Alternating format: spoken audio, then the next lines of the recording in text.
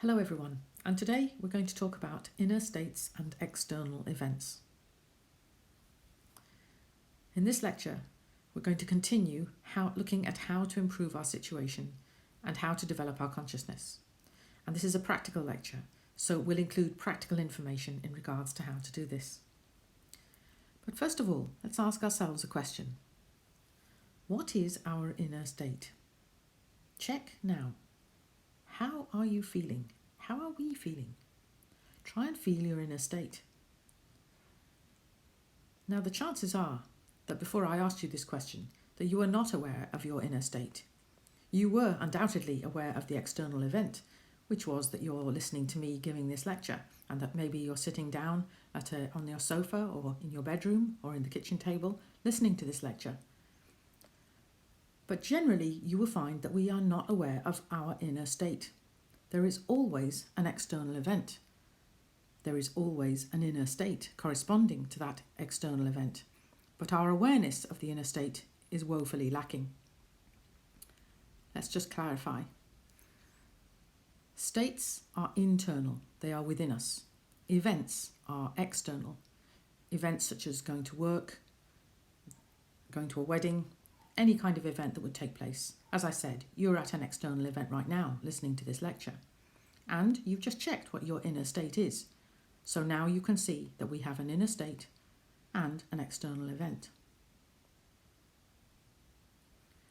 By inner states, we mean good or bad moods, worries, depression, fear, superstition, self-pity, joy, happiness, boredom, anxiety, all of those kind of inner states, all of those feelings that we carry with us. We carry inner states all the time in front of every event. It's a curious thing that when we meet people for the first time, we don't say anything about our inner state. And in fact, our inner state tends to be a sort of a private matter, something that just relates to us. We share, when we meet people, we share events such as where we work, whether we're married or not, when our birthday is, what job we do, all of those kind of things in the external world. We happily share those with everybody. But the inner states is a more secretive matter. It's a more private matter. We know they're going on, but we very rarely really exchange those ideas. However, having said this, during the time of the coronavirus, we are certainly much more aware of our inner state. It's certainly been highlighted in the public domain that our inner states have been adversely affected by having to be locked down in our houses. That's why this is an important lecture tonight. If we can learn how to modify our inner state according to the external event, then we are going to have a very valuable tool in the development of our consciousness. Let's see how states and events relate to each other. And I'm going to bring up my pen here now. There are three main ways in which our inner states are affected by external events. The first one is that they correspond to one another. Our state generally corresponds to the external event. This is true most of the time. Whether we're sitting at home relaxing, our inner state is correspondingly like that. Or if we're going to an interview, we would have a serious or more formal inner state. So in these cases, the external event and the inner state correspond to one another. They're matched up. In the second way, we could say that the external event is the originator of the inner state. So we're at a wedding and we could feel very happy. So it's a positive external event and we have a positive inner state as a result. Like that. This often happens as a nice surprise. For example, if you meet somebody you haven't seen them for a long time and you're happy to see them, the external event then suddenly makes you feel happy. If, for example, we're walking on the prom and we feel very happy, everything around us is looking good, the sun is shining, but then we get an email which tells us something we haven't done or brings us some bad news or worries us in some way, then immediately our inner state is affected. So the inner state, which was good before, can be easily turned on its head by any little external event. So external events can certainly originate inner states, be they positive or be they negative. In the third example, we could say that the external event bears no relation to the inner state. What do I mean by this? Let's say, for example, here's a party. Now, this is usually considered a happy external event. And you could consider that the person there with his inner state would be happy. But it doesn't always figure that anyone who goes to a party is happy. Somebody could go to a party and not be happy. They could find themselves not wanting to be at that party, and therefore the inner state is either positive or negative. Have you ever been to a party and not really felt very, very happy about it? Or a wedding and not felt that you were enjoying it? Sometimes these situations happen when we've had an expectation about a thing. We've expected something to go in a particular way and it didn't go in that way, and therefore we feel unhappy about it.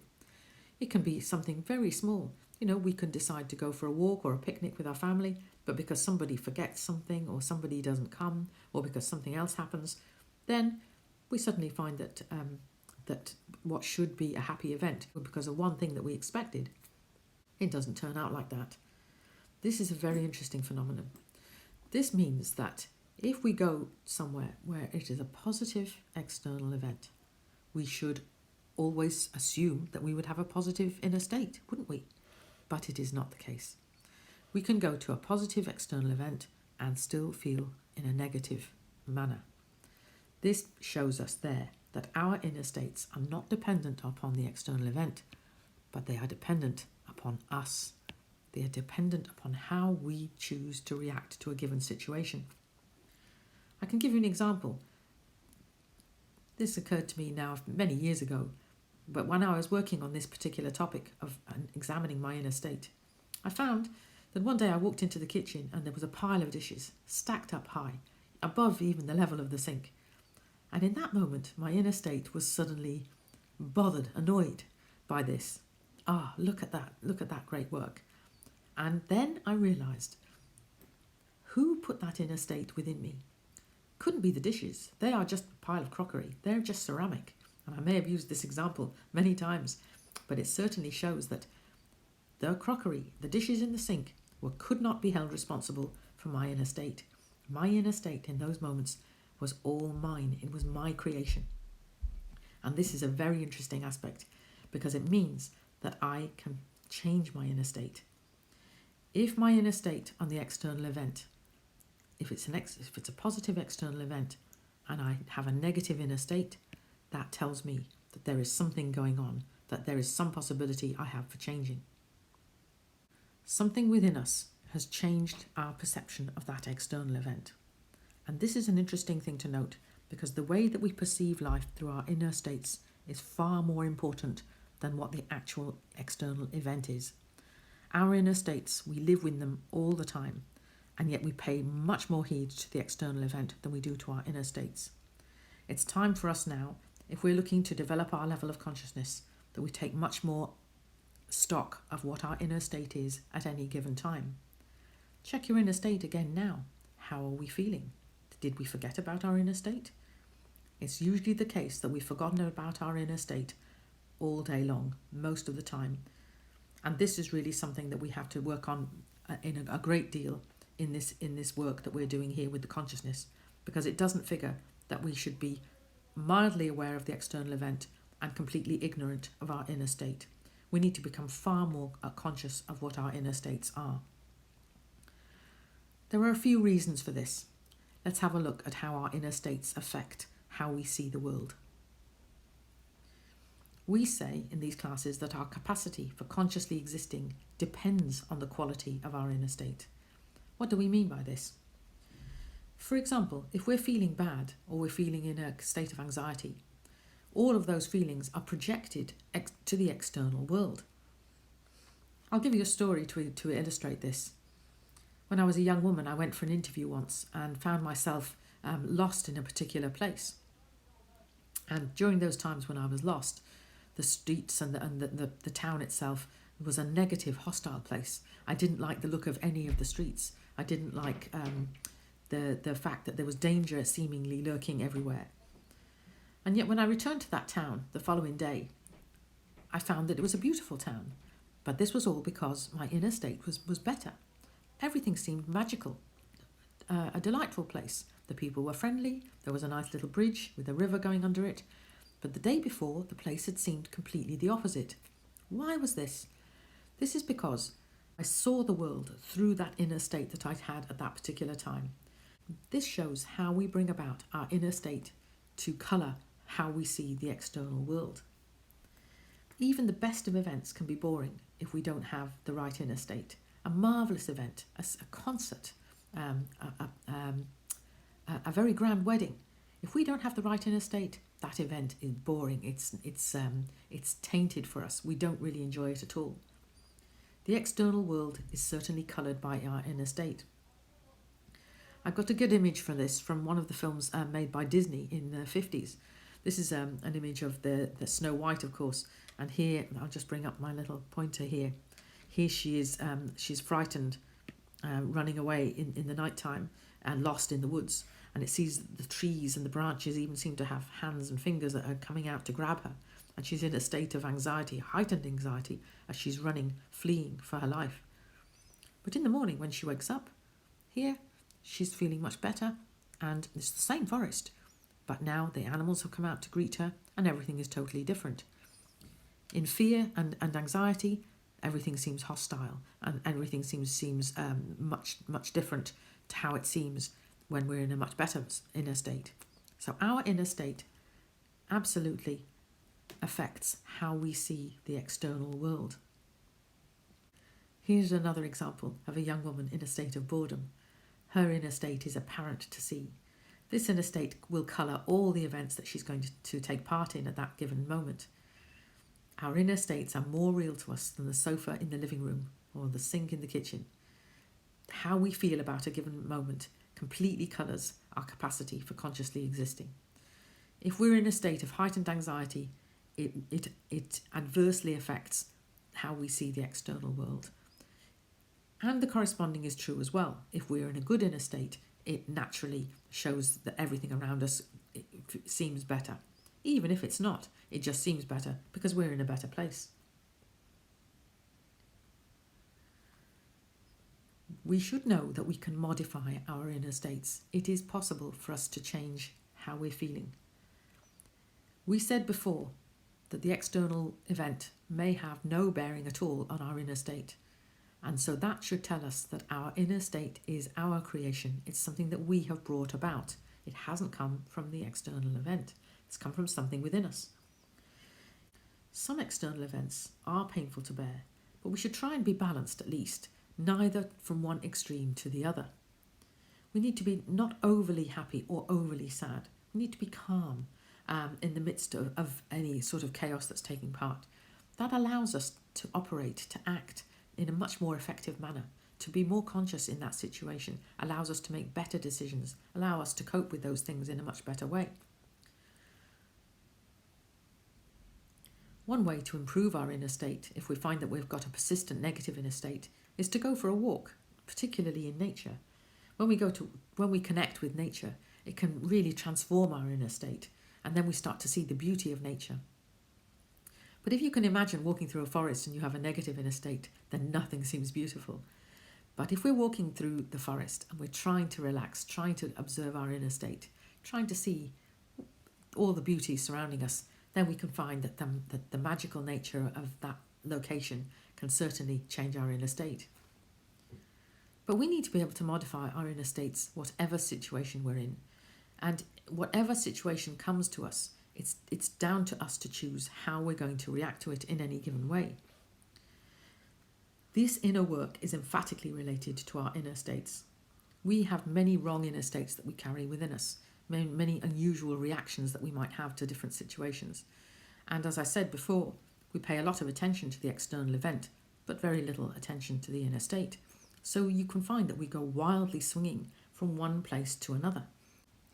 If we think that our inner state is fixed, then that's simply because we haven't actually paid any attention to how they work.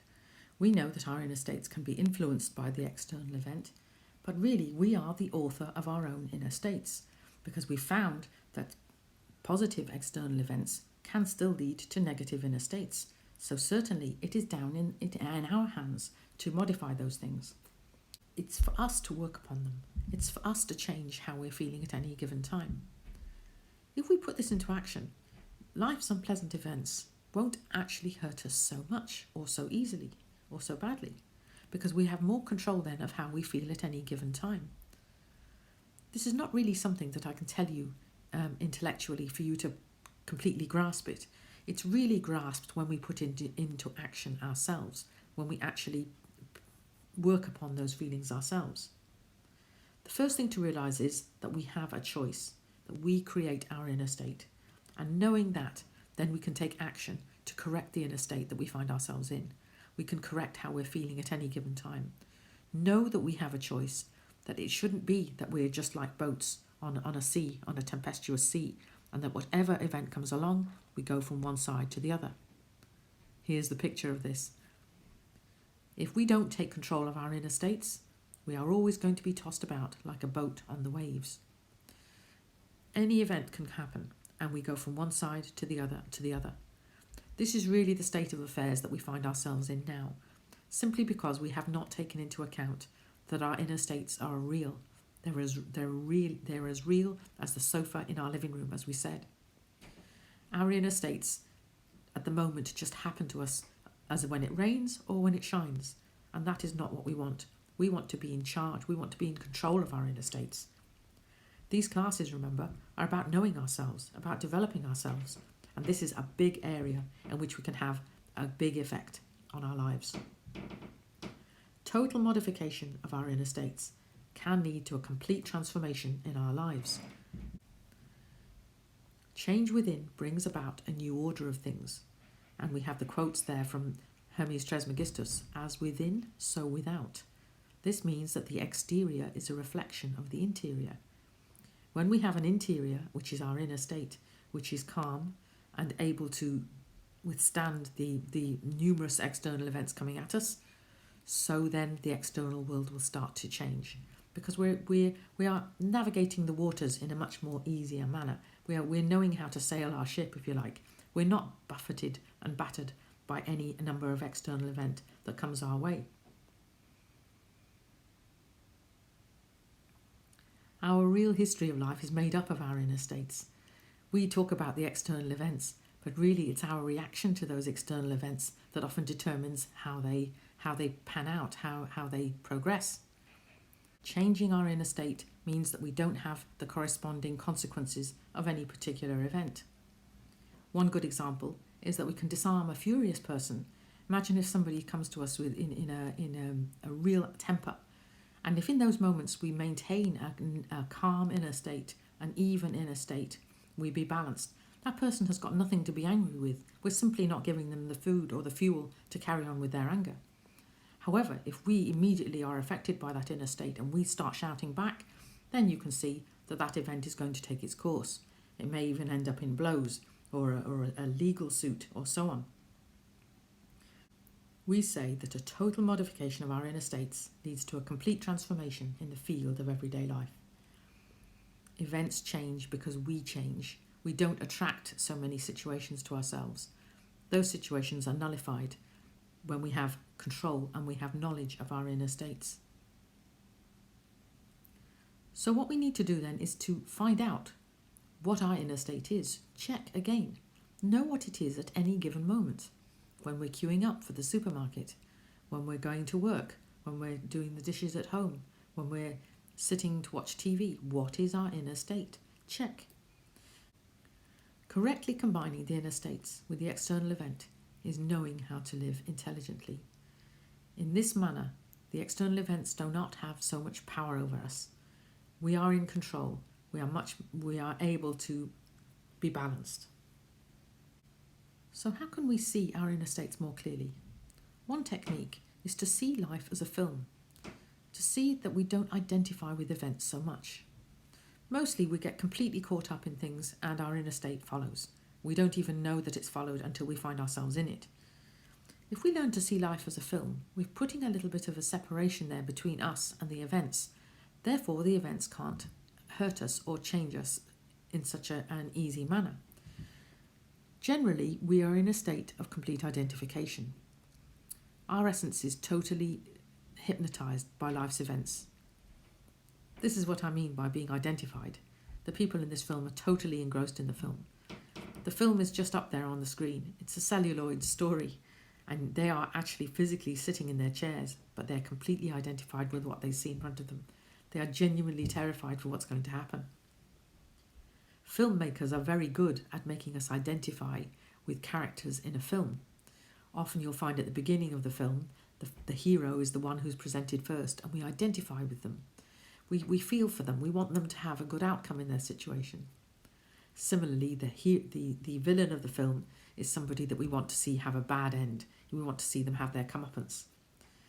In our current times, when we're in the lockdown, it's important to see how we can modify our inner state, because we may find ourselves prone to a negative inner state due to the situation. In those moments, however, it's good to look upon the situation and ask ourselves, are we with a roof over our heads? Do we have enough food in the cupboard? Is the situation going to end? Is there something I can do now to improve my situation? Our answers to those questions are probably mostly yes, I would say. In which case, why are we so anxious? Why are we so worried? These things will pass. These things will come to an end. And yet, for some reason, we find ourselves caught up in that anxiety of what if. We've got an idea that in the future these things are going to happen. Mark Twain once said, "I've had many worries in my life and most of them never happened." It's true that a lot of stress is caused by worry about things that have never happened and may never happen. If we take the situation as it is now, am I sitting comfortably? Do I have things around me that will sustain my life? Is the situation going to last forever? If we can counter the situation with those questions, then we can maybe change or modify our inner state in the way that we meant earlier. Certainly during these days, the country is worried about the mental health of everybody, but learning to modify the inner state, learning to see what we have now in a positive manner is a very good way of changing the situation within us. And remember, we said that as our inner state is positive, so we can see things outside of us in a different manner. Remember to see life as a film and don't identify so much with it. If we work on our inner states, we will find that we have more energy, more control, and we are no longer victims of circumstance. We're no longer victims to what happens around us. We can modify difficult situations. Our capacity for consciously existing is being developed because we have more knowledge now of how it is we feel and how we're reacting to any different situation. It's true that we have many wrong inner states to discover, many ways of behaving in the past that we're going to come across now as well, because we've developed a habit of them. But starting to see what our inner state is, we can start to change all of those. The correct inner state is to be in self-remembrance. In self-remembrance, we're able to face any adversity with strength, with knowledge of how best to react. When we're in self-remembrance, the essence is functioning. And remember, the essence has everything to do, which is what is conscious about us. If we are more conscious in any given situation, we know the right way to react. We know the right things to say and do. Our inner states are in our hands, and we can control them in that manner. Our capacity, remember, for consciously existing depends on our inner states. So for the homework for this week, notice your inner state when you get up in the morning and at regular intervals during the day. Previously, we've probably not taken any account of our inner states, and often you'll find that when you wake up in the morning, there is a particular inner state that we have every morning. This is a good one to catch, because if we can modify this one, our whole day will be different. Particularly try and check the inner state when you first wake up in the morning. Secondly, practice holding an object. This is part of our self-remembrance exercises. Hold an apple and don't forget that you're holding it. So if you're holding the apple, that's the action of holding the apple. Now feel that you're holding the apple. What you're doing here is using two qualities of the essence to try and combine them to bring you to the present moment, to bring you to that point of living from moment to moment. Our aim is to exercise this essence. So don't forget that you're holding it for 5 to 7 minutes. You can set an alarm on your phone if you like. And then, of course, keep going with the sit-down practices. Relax the body for 10 minutes, listen to music for 10 minutes.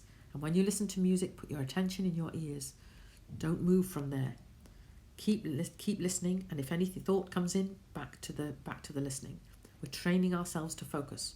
We're training ourselves to be more present.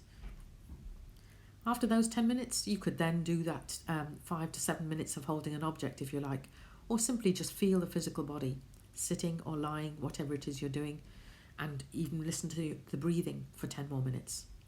Half an hour is a good rule of thumb every night, half an hour, to try some way to exercise your conscious part, to be aware of yourself for at least a small part of every day.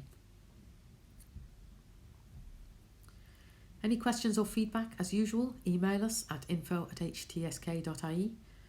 Again, this is a very practical lecture. It will only really be understood if you try and put it into operation. So give me some feedback next week on how you got on and what you noticed, and if you came up with any difficulties, and if you came up with any solutions as well. Okay? Talk to you soon.